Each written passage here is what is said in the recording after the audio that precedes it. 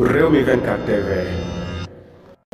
dal leen ak jàmm sëti 17 août 2023 Ousmane Sonko jamono yi rek moom moo jaaxal askanu Sénégal ñu bare bare ginnaaw ba nga xamee ne rek ma ngay wéyal di amal ab grève de la faim boo xam ne tey jii rek la toll ci 18 jours maanaam fukki fan ak juróom-ñett yoo xam ne Ousmane Sonko nee na du lekk du naan benn yoon bu ñu sukkandikoo ci El Malick Ndiaye nag jamono yi Ousmane Sonko moom daal mi ngi nekk réanimation ñu bari ci askan bi nag fi mu toll nii bu ñu toogoon ci nen du tocc ndax xam nañ ne dund Ousmane Sonko jamono yi rek daal dinay nekk dansé ndax bu ñu xoolee fële ci hôpital ba rek moom tànk joxuñu ko ay àqam parce que yéenewul bàyyi benn yoon ñi nga xam ne rek mooy grève de la faim boobu nga xam ne mi ngi koy def kon jamono yi jot na rek ñu daal di rek libéré ki nga xam ne mooy Ousmane Sonko balaa bay di way mbuus ndax fi mu toll ni askan bi ñu baree bari daal dinañuy jaaxle ndaw ñi ñu baree bari rek daal dinañuy jaaxle ndax rek ki nga xam ne Ousmane Sonko lànk rek ne du lekk du naan ngir àq ak yélee fa bu ñu ko xañ jamono yi mu ne rek tànk dille wuñ ko ko rek moom du fas yéene rek dugal ñam ci gémmiñam ñu baree bari ci askan bi nag daal di amuk jaaxle lool ñuy sàkk ci rek ñu daal di libéré ki nga xam ne mooy Ousmane Sonko di ko ñaanal jàmm ndax jàmmam mooy jàmmu Sénégal di ko ñaanal rek yàlla na ko yàlla génn ci guddi yi génne ko ci situation yi